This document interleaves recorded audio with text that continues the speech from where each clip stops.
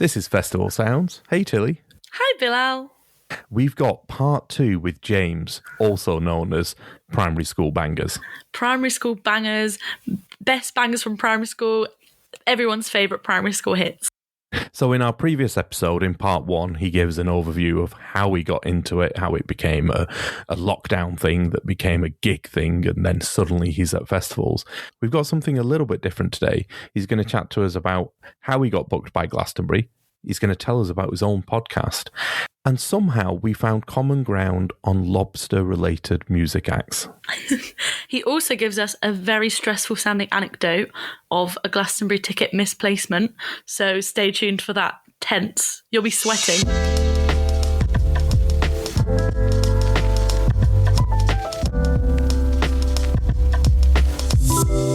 People see Glastonbury as that pinnacle for festivals. How did you end up getting that gig? Because everyone says it's the hardest one to get. Oh yeah, it's kind of any musician's bucket list performance opportunity. You know, to go to Glastonbury Festival, it's the biggest and best festival in the world. Also the most iconically British as well. So I think if you're a British musician, especially, just thinking, if you can get any stage at Glastonbury, you can say, I've played Glastonbury, and say those iconic words, which are, hello, Glastonbury. And I never thought I'd say it. And I said that, I literally said those words on stage. I never thought I'd say this, but hello, Glastonbury. And then the crowd were just like, yes. And I think it's quite nice in a way. I think hopefully people like the authenticity of it, because it's not like I'm just kind of like shoehorned in on a stage because that's what my tour manager told me I need to do. You know, it's something that I've dreamed about for my whole life, really. I went to Glastonbury for the first time in 2023, but I've been to lots of festivals before, and you know, that's the year I started doing my show. And then it got to the beginning of 2024, and I saw that the Theatre and Circus area did a shout out online saying applications open to perform at Glastonbury 2024. And so I put in an application, and they said no. They actually got back to me. Yeah, I sent them a small clip of a show. Well, I didn't actually send them a clip of the show I'd done. I sent them an email saying what the show was and links to social media. But the guy that runs the stage or runs the Theatre and Circus area doesn't really do social media, which is, I was like, I can't really rely on my videos on there then, if that's the case. So I just sent a few clips from YouTube, and he said, it sounds like an interesting concept, but I don't think it's really for us. So I thought, okay, fair enough. And that was like January last year. And so I actually bought a ticket anyway. So I had a ticket, I was going anyway. So that all went through in March. And then it got to early April after I bought the ticket, and I thought, you know what? I'm just going to, basically what I'd done is I'd actually made a trailer for my show because I was doing the Edinburgh Fringe Festival last summer. So I did the Edinburgh Fringe, and I had to make a trailer to put on their website, on the venue website. And so I did a show in London, and I just paid like a videographer to come along, and then he sent me the footage, and I just put it into like a 1-minute clip. And so I put that on YouTube, and I thought, you know what? Let's just, be a bit cheeky and give it another go. And so I sent this guy another email saying, I don't suppose you have any free slots at all, but if you do, here's a clip, here's a link to my my new show trailer. It gives you more of an idea of what the show's about, and you can see people enjoying it in the background and stuff. And then he actually replied saying something like, well, you've certainly upped your game since we last spoke. This looks really fun. Let's try and make this work. And then there was a whole email chain and various phone calls. And eventually they were like, okay, we've got one slot in the corner of the Theatre and Circus fields that we can give you. As you've got a ticket anyway, we'll just cover your ticket, basically. And, that's the fee. And you can camp in the Theatre and Circus like artist area, and then just bring your piano, bring your stuff, and then you can play. So that's how I got in. And I wasn't on the area poster or anything, and I wasn't even announced until the app put me on there.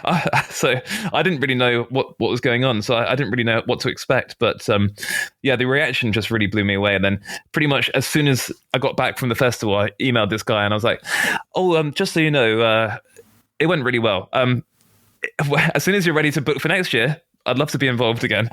And then he's like, okay, great. We won't be booking for another 9 months or something. So No, strike while You're like, the put me iron's down hot. now, though.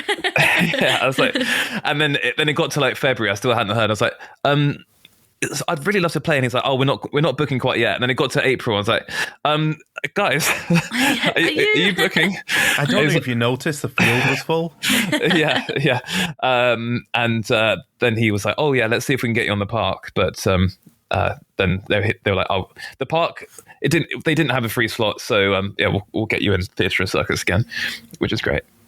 Oh, that's amazing, and I think it's going to be so good to see you. I'm absolutely going to make a run for Theatre and Circus or Sensations to see you. I'm absolutely going to tell all of my friends to go as well. I hope you do a whole like good afternoon Glastonbury. Yeah, exactly. Like, love it.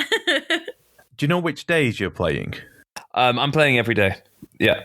So What? yeah, I'm doing a set on the Thursday, 2 sets on the Friday. So one on the Glebe, the Summer House, and then one on the Sensation Seekers, and then one on the Saturday, and then I'm doing one on the Sunday. But then I'm also doing an extra one like backstage. There's a Theatre and Circus bar called what's it called? Sunny's Bar. And so lots of the artists play there. So like last year they had like Squeeze and various people like played in their bar. Theatre and Circus crew area is a much desired crew area. So It's Tilly a and I very have VIP tried to get in when we were working, no luck whatsoever. We're like, oh, maybe we can get in. We've tried sweet talking everyone we possibly could, and to no luck last time. It's got very cheap pints. That's all I have to say. Damn it, Tilly, it was made for us. And it's all for charity as well. It's all for a children's charity, so it's perfect. No, but I get it as well, and rightfully so. People, they have their areas, and or those stages have those areas for artists to chill out. You know, we were there Monday, Tuesday. We were going around the crew areas. It made us want to go in more because we got turned away. But we have no shame. Like, we would go up to anywhere and chance it with our wristband. I just remembered I had a bit of a sliding doors moment last summer because I actually lost my Glastonbury ticket, and I lost the whole like envelope with like both, like, because I had my ticket and then my brother's ticket, and then it had all the information. I had this in an envelope in like a drawer, and I opened the drawer literally on the day we were leaving. You know, I didn't plan in advance. I opened up the drawer. I was like, it's gone. It's literally gone. It's not in this drawer. And I looked through every single drawer in my entire flat, and I pulled out everything. I was like, it's been thrown away. So I phoned up the contact for the festival, and I was like, when I get there, I've actually lost my tickets. So is there a way of, just getting me in? And they said, if you don't have a ticket, you can't come in. And I said, or even if I'm performing, they said, yeah, if you don't have it. And I was like, oh my God, what am I going to do? And I genuinely couldn't find it anywhere. And so after about 3 hours of searching, me and my brother, we took apart this cabinet that the drawer was in. We literally took it apart, and right down the back, it somehow had fallen out of this drawer and like through the back into like some and it was there. But it was one of those moments where I was like, all right, that's it, can't go. No. I'm nervous just hearing you describe I'm it. literally like shaking when I'm telling the story as well. So I know that feeling, because you always think tickets arrive, put it somewhere super safe. Yeah. And then the reverse is, don't put it somewhere so safe that you forget where you've put it. It's too safe, yeah. Yeah, and it's horrible. If people want their ticket early, like they're starting to go out soon, and people are like, I hope I get an early delivery. I'm like, give it to me 2-3 days before the festival. There's a minimum amount of time to look after it. If you could give it to me on the gate, I would ask for that, because I'd take it. At least I'm not going to lose it. One of the reasons I loved volunteering is you just showed up with your driving license or your passport, and they go, yeah, in you come. That's none of that stress. It is quite an antiquated process, isn't it? I mean, like literally every other gig that you go to, you just show like a QR code on your phone. You're like, all right, you can come in. But like to have that physical ticket, and if you don't have it, you can't come in. It is quite an old-fashioned process, isn't it? It is. Yeah. It's complex as well. When you've worked, like me and Bill, quite a few years now, have done like ticket checks. There's multiple steps that you have to check for when you're checking people in. It's like quite a complicated process. As I was walking through last year, someone from Oxfam was checking my ticket, and I reeled off all the things they should be checking, and they're like, "Wait a minute, how do you know this?" You know? I was like, "Make sure the back feels waxy." And they're like, "What? What the hell? How do you know this?" So that means that you'll now be the person to go to if anyone wants to make a counterfeit ticket, because you'll know all the tricks. Well, if you can tell me how to make some waxy, then maybe.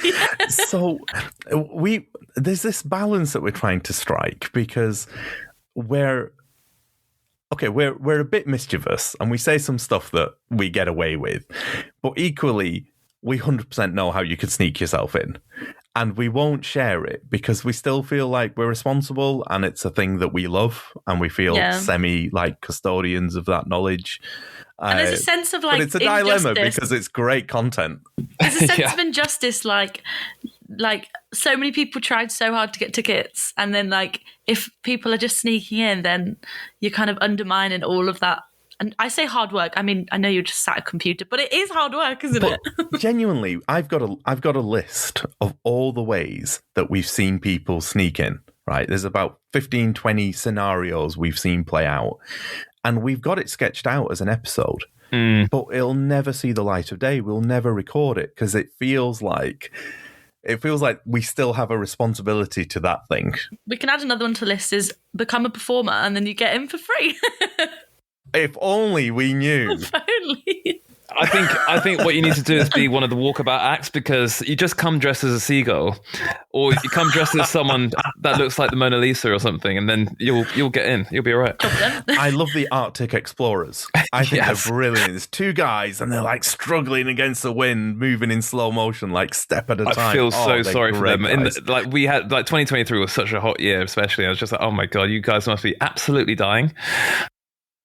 The dedication. They are. And that area is so underrated. I think we've said it in a previous episode. So underrated, but world-class performers throughout. And I'm including you in that, James. Oh, thank you. I actually have a soft spot for the area even before I performed, because the first year I went, I was going through a bit of a rough time in the summer of 2023, and I got to the festival, and I was almost like, I don't really want to go. I was just feeling very overwhelmed with everything, and I got there, and on the Thursday I got like basically kettled in trying to get to see like Mike Skinner do a DJ set in the whatever it's called, that area. And I thought, this is actually a horrible experience. And then I just split up from all my friends somehow. I got split because they all got in, I didn't get in. I just went off on my own. And I found myself in the theatre and circus fields, and everyone was so friendly and welcoming, and there were all sorts of fun things going on. I just sat in the circus tent for a while, and I just thought, actually, this is a really calming place to be, and it's really fun and positive, and that really was a game changer for me, just going to that area. I was walking through last year, and a group of people came up to me and basically shouted at me to say, lie down on the grass. And I'm like, okay, because that's how compliant I am with these requests. Yeah. And they opened up this huge rainbow kind of cloth. It's semi-transparent, and then they just started fanning it up and down above me whilst I was lying on the grass. I feel like if you coupled that experience of, like when you used to have the big parachutes. I was literally about to say that as well. If you coupled that with primary school bangers, it would genuinely blow people's minds, I think. That's how I should have got all my friends in. I should have been like, oh, I've got an entourage now, after last year. We've all got to lift a giant parachute and sit on the edges. I've got to bring in 10 people, Well, the lobster guy, Likido the lobster, he's got a load of backing dancers, so... Right, I'm sorry. I have to mention, it's an amazing coincidence that you've mentioned this. So in the last episode, I mentioned someone who recognised my voice as I was walking past the pyramid stage chatting.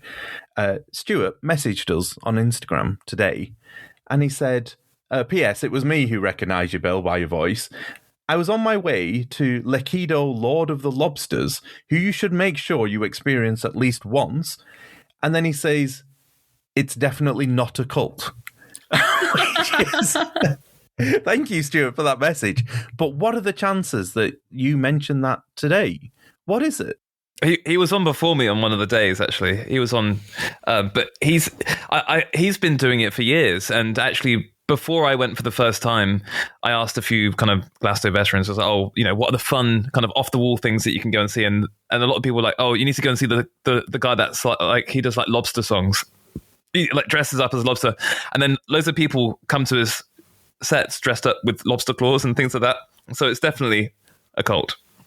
That is amazing. That is so good. I will add that to the list. Yeah, his songs are really catchy as well. He's just like a very smiley dude, and he just gets up and sings lobster songs. I don't actually know if he gigs anywhere else with this act. I think he literally just does like 1 week a year of gigging, and it's just I don't know what he does during the rest of the year. Maybe he's just like an accountant or something, and then he's like on his week off, he dresses up like a lobster and sings songs.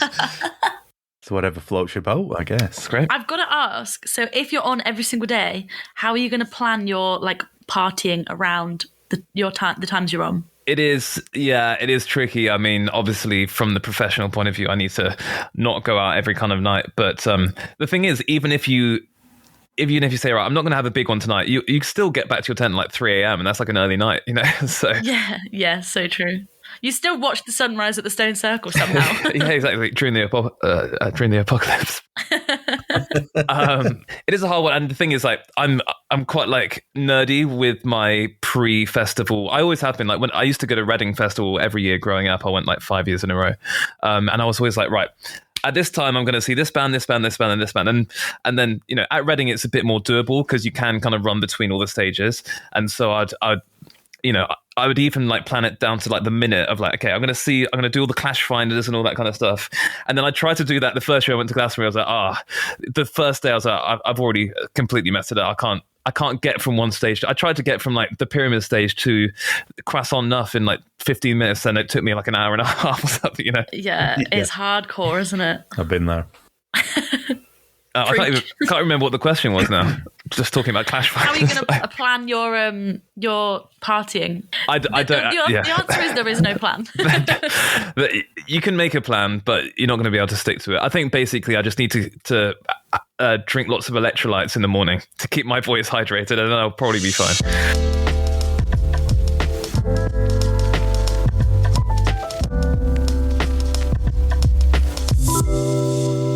When you're not partying every day at Glastonbury and being on stage every day, you've got a podcast. Yeah, so it got to the beginning of this year and I actually dropped a day of teaching to kind of focus on doing, admin for my show and all that kind of stuff. And I thought, do you know what I should do? Fill all my time on that day off with starting a podcast. So I can advise you, as you're probably now experiencing, is there is more to it than just getting on a mic and recording. Oh, yes. I mean, I spent about a month trying to just research what microphone I should buy, basically, and how it works. But that's been really fun. It's been a nice way to expand what I do on stage, because what I do on stage is very kind of, it's very much like an entertainer type show where I kind of, I tell stories and it's very kind of jokey.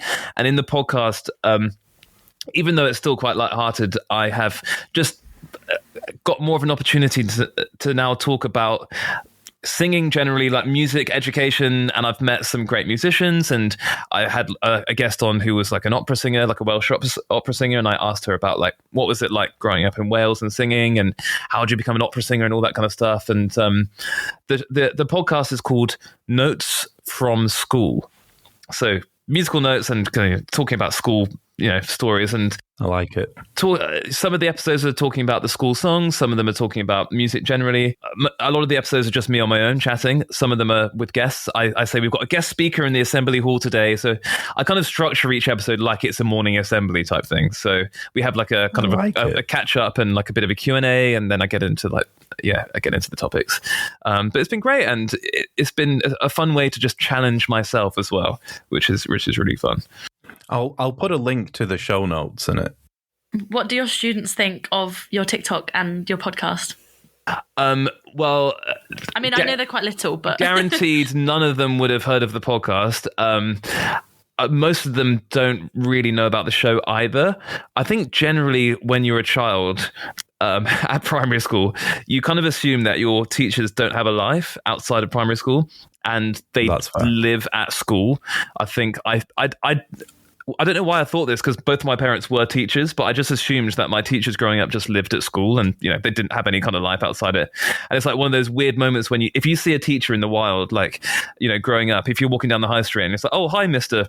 Townsend or whatever, you're like, oh, hang on, they're a real person not wearing their suit, you know?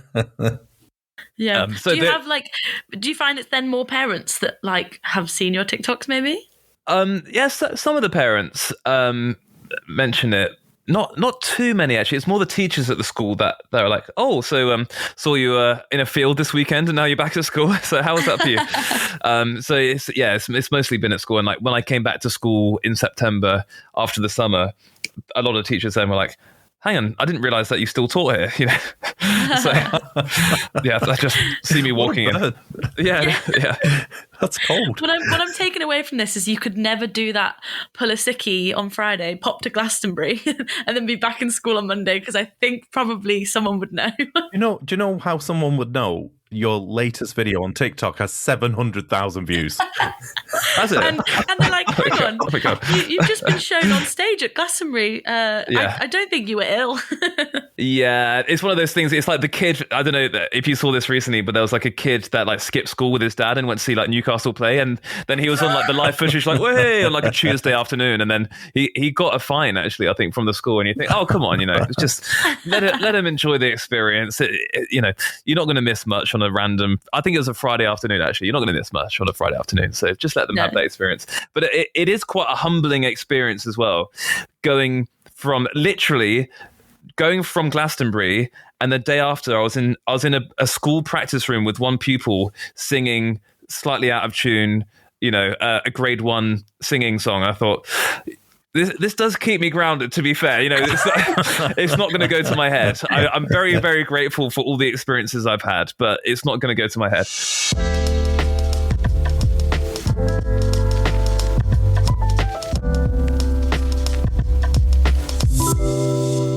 James, it's been brilliant having you on. I could listen to you chat all day.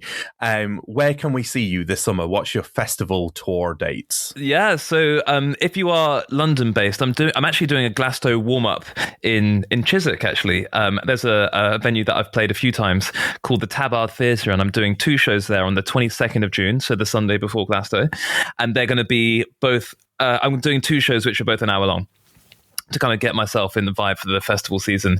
And then, yeah, as I said, obviously doing Glastonbury every day. So hopefully if you are listening to this and you're going, you'll be able to make one of the sets. And then I'm playing at Camp Festival. So down in Lulworth in Dorset, I am actually doing the main stage there, which is very exciting. The big top, I think it's called.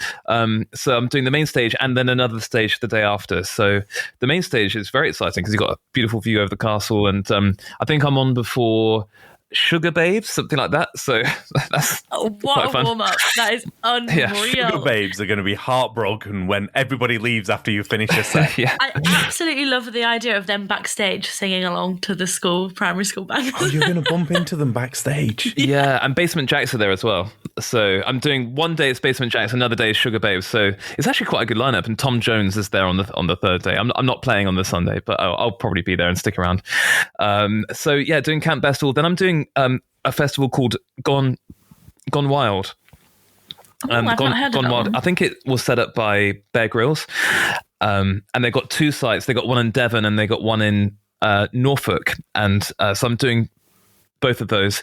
I'm doing Margate Dreamland in August, which is fun. So it's a day called the Sunday Sing-Alongs, and it's me, the Bootleg Beatles, Bjorn Again, the ABBA tribute, and like a Bob Marley. What a day. Oh my gosh. That is unreal. Get the Prosecco in, everyone. Can you please get them all on stage? And we have a Bob Marley, we have the Beatles, and we have ABBA all singing primary school. Honestly, it sounds like one of those bizarre like fever dream lineups. It's like primary school bangers followed by Bob Marley, then ABBA, and then the Beatles, you know. That's amazing. So yeah, gosh. lots of other festivals. I'm actually doing quite a lot of the Butlins Big Weekenders as well, which is fun. I'm doing Camper Calling as well in August, so I'll be around and about. And then who knows, maybe last minute, I'll be added to some last minute lineups. Next year, I want to play at Download Festival. That's my goal. Oh, wow. We need to get you. I genuinely think you'd be perfect at Boomtown. I really do. I think, I've not been to Boomtown. We went to Boomtown for the first time last year, me and Bill, and I honestly, if you go in like the old, is it called Old Town, Bill? Yeah.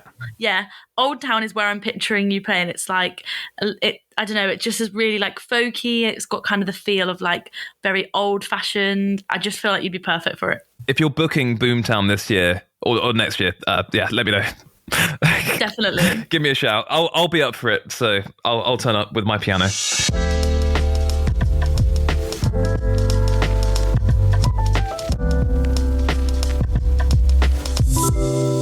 Thank you for listening. Please give us a follow on Apple or Spotify. We're doing a Glassdoor video every day on TikTok and Instagram. Give us a follow on there as well. Maybe you'll see a video that you like.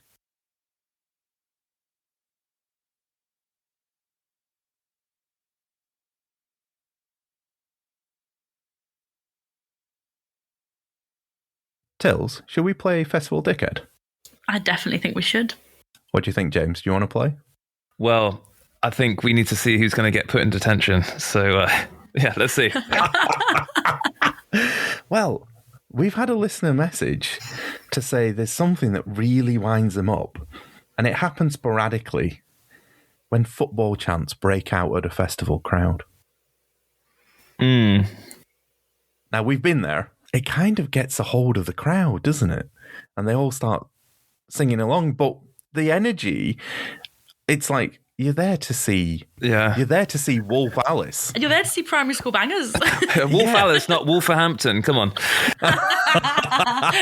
So are you a festival dickhead if you either instigate or go along with a football chant? I think I'm going to say yes. That's going to be my one. Yeah, because Tilly doesn't care what the guest thinks. Tilly wants to say her bit first. Yeah, exactly. Because I have strong feelings about this one. So you're saying dickhead? Yep. Why? I do not go to festival. I do not care about football. Yeah. I do not go to festival to listen to football. What do we think of Tottenham? I don't care. I literally don't care what we think of Tottenham. Leave me alone. So they're not forcing you to chant. Yeah, but then everyone joins in, and it makes me feel like the festival dickhead if I don't join in, when in reality, they're the festival dickhead. For some reason, you see a lot of football shirts at festivals. For whatever reason, I don't really know why. I think going to a festival is a time to express yourself in terms of what you wear, or just wear whatever's most comfortable. Maybe that's why people wear football shirts. But I am not a football fan necessarily. All my brothers are massive football fans, and I'm not a huge football fan, probably from the trauma of being absolutely terrible at it at school and not being able to get past it. But I don't really want to get reminded of that trauma at the safe space of a music festival. My thing is music. I feel like if people wear a football shirt, whatever, you're not necessarily shoving it in someone's face. But if you've got a group of people chanting football, I'm also with you, Tilly. I'm not loving it, even though I am a fan of group singing. And actually, a lot of football chants are from primary school assembly songs. So, like Lord of the Dance, Give Me Oil on My Lamp, and things like that. They have been adapted to becoming football chants. I kind of feel like football is a very divisive thing, right? You support one team, and if you go to a match, you hate everyone else that supports the other team. And going to a festival should never be a divisive thing, because you're all, getting philosophical here, but you're all in there for the communal experience of positivity. And if you hear someone chanting, "We love Arsenal," or whatever, and either you don't like Arsenal or you don't care about football, then it does send a little bit of a negative, thought in your head. I agree. I can see where you're coming from, because in that respect, it can be divisive because there is that rivalry between some of those teams. Now, I don't think that applies to songs from the greatest club in the world, Aston Villa, where to the sound of Kumbaya, we will sing, "It's your round, my lord, it's your round." Okay, that's fine. I fail to see how anyone from any background can find offense in that, unless you're staunchly, religious. But we'll put a park in that. But I just fail to see how anyone tribal from a football perspective would take offense as saying, "It's your round, my lord, it's your round." So why are you taking that joy away from the festival crowd. I think the problem is 99% of football songs are not that polite, Bill. Most of them are quite horrible. That is true. Is that possibly the only football song that doesn't swear? Maybe. And I appreciate that I was picking something that was weighted in my favour there. I do see that. This is where I differ. If it's just a happy song and there's a group of lads and they want to get the crowd going, it's in between sets as well. You know, what are you going to do? Make small talk? You know, you can't be doing that. Not for 40 minutes. Open up the lungs a bit, keep going. I get that, right? But I feel like the looks, the two, if daggers I am getting. No, I'm not giving. I'm thinking about actually.